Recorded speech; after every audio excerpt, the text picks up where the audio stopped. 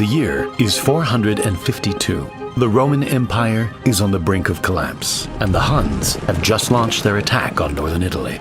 Several cities are completely destroyed, forcing the locals to go on the run.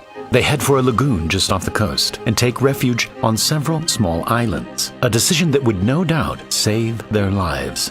Against all odds, this small civilization eventually went on to build one of the most impressive feats of engineering the world has ever seen: Venice. When the first refugees arrived to start their new lives on the islands, they had the worst possible surface to build on. The small marshy islands were made of an incredibly soft clay, which would barely hold the weight of a human, let alone an entire city. To create stable foundations for buildings, the Venetians collected large timber piles from the forests of Croatia and started hammering them into the ground. They drove them about 5 meters deep until they reached a much harder layer of clay. Not only did this stabilize the piles, but by packing them really close together, it compressed the surrounding clay, pushing out the water and making it much stronger. Once the piles were firmly in the ground, the tops were cut off and wooden planks were laid on top to spread the load. Special blocks of Istrian stone were then placed to raise the foundations above the water. This design was a stroke of genius, as the wooden piles were sealed away from the air, making it impossible for them to rot. To this day, almost all of the original piles are in great condition and are still holding up the city.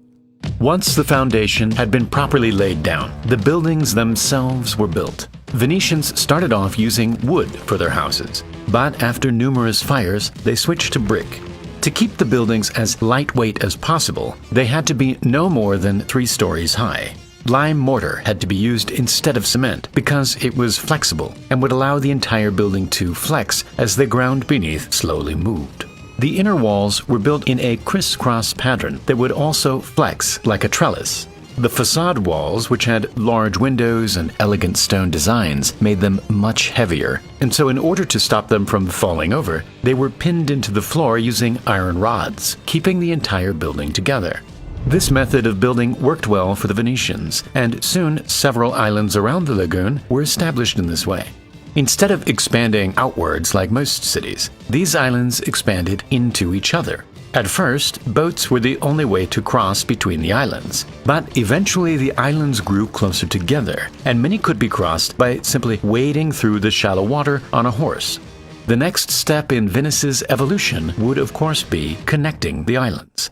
In order to turn Venice from a collection of islands into a bustling city, bridges had to be built. The first attempt was a simple pontoon bridge that joined the 2 largest sections of Venice together and, crucially, provided quick access to the Rialto area. The bridge was later upgraded to a wooden bridge, which eventually burned down and collapsed before it was finally replaced by a much stronger stone bridge. To build it, over 12,000 timber piles were driven into the banks of the canal, and 10,000 tons of stone were built on top to form the bridge. To this day, the bridge still stands, and it serves as the main artery in the center of Venice. After this, stone bridges started to pop up everywhere, turning Venice into a compact city made up entirely of canals instead of roads. By now, the city had become the most powerful and richest city in Europe. Everything being bought and sold went through Venice, and the Venetians were making enormous amounts of money. But as business increased, so did the population, and the demand for fresh water was out of control. Despite being surrounded by water, Venice couldn't use any of it, since it was extremely salty and undrinkable. Without natural springs or rivers to collect fresh water, Venice relied upon boats to deliver water from the mainland. But with 170,000 people, the demand became too much, and the Venetian engineers had to get creative. From the beginning, Venetian islands were built around squares, which were initially just empty fields for animals to graze upon. The idea was to use these squares to collect rainwater. They started by digging out large areas under the entire square and lining the walls with a thick layer of clay to make it waterproof. The space was then filled in with sand and stones, and the surface was redone with tiles that would lead the water towards each corner of the square. From here, rainwater would flow into the basin and gradually filter through the sand and stones until it reached the main well at the center of the square. To maximize the surface area for water collection, the roofs of the nearby buildings were fitted with gutters that would direct the water onto the square and into the drains. Venice then became an enormous funnel which filled more than 600 wells around the city. The Venetians had once again engineered a masterpiece to save its city.